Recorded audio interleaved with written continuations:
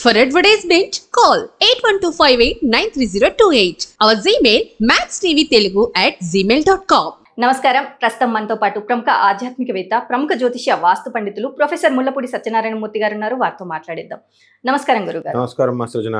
గురుగారు, ఈ వారంలో మరి తులారాశి వారికి ఎలా ఉండబోతుందో తెలియజేయండి. తులారాశి వారికి ఎలా ఉంటుంది అంటే, గ్రహస్థితి అష్టమంలో రాహువు, తర్వాత రాహు మీనంలో, అష్టమంలో గురుడు, కుజుడు ఇద్దరు, రాహు మీనంలో, శని కుంభంలో, కేతువేమో వ్యయంలో, రవి బుధులేమో చక్కగా కర్కాటకంలో, బుధుడేమో సింహరాశిలో ఉన్నారు. అసలు తులారాశి వాళ్ళకి నాలెడ్జ్ పెరిగిపోతుంది ఈ వారం. ఎంతవరకు అమాయకంగా ఉన్నటువంటి వాళ్ళంతా విజృంభిస్తారు, వాళ్ళ సొంత ప్రతిభ అనేటటువంటిది చూపిస్తారు.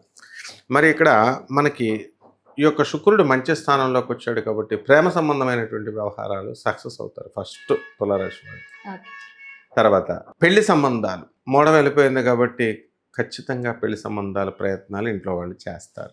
మరి క్యాలిక్యులేటెడ్గా ఉంటుంది మైండ్, వేవరింగ్ అనేసి తగ్గిపోతుంది, మోసగాళ్లను గుర్తిస్తారు. తర్వాత ఆ యొక్క షష్ఠ స్థితిగతుడైనటువంటి రాహుగ్రహం వల్ల వీళ్ళల్లో విపరీతమైన మెస్మరింగ్ పవర్ వచ్చేస్తుంది.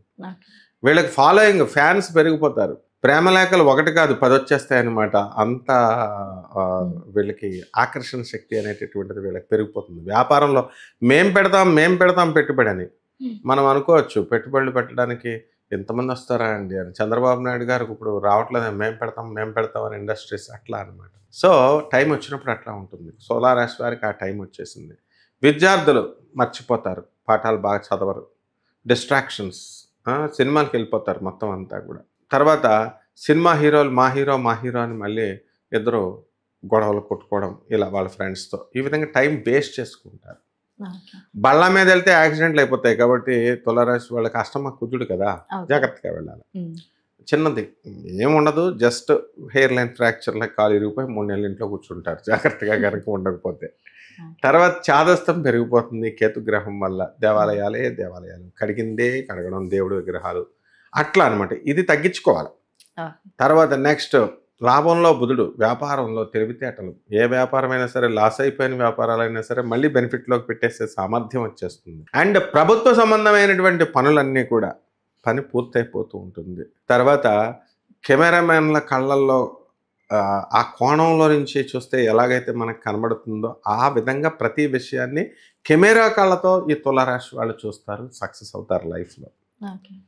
ఇక రైతులు బ్రహ్మాండమైనటువంటి పంటలు వేస్తారు, సక్సెస్ అయిపోతారు. టమాటాలు ఇలాంటి మిర్చి ఇవన్నీ కూడా ఇప్పుడు మరి ఆకుమడి ఇదంతా తెచ్చుకున్నారు. ఇదంతా కూడా వ్యవసాయం, ప్యాడీ, ధాన్యం చేస్తున్నారు. కొంతమంది కమర్షియల్ క్రాపులు వేసి మంచిగా సాధిస్తారు ఈ వారంలో. కూరగాయల కమిషన్ ఏజెంట్లు బ్రహ్మాండం, అసలు తిరుగులేదు.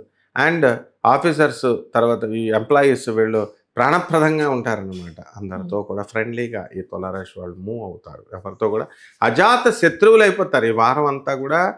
ఈ వీళ్ళ యొక్క కోపాలు, వీళ్ళ యొక్క బాధలు, ఇవన్నీ కూడా డిప్రెషన్స్ అన్నీ పోగొట్టుకొని కొత్త ఫ్రెండ్స్తో హ్యాపీగా, కొత్త సంస్థలతో ఆనందంగా ఈ తులారాశి వాళ్ళు గడుపుకుంటారు. సౌందర్య పోషణ మీద ఎక్కువ ఖర్చు పెడతారు. అంటే బ్యూటీ పార్లర్లకు ఎక్కువ ఇవ్వడం, మేకప్లకు ఎక్కువ ఇవ్వడం, ఇలాగనమాట తులారాశి వాళ్ళు.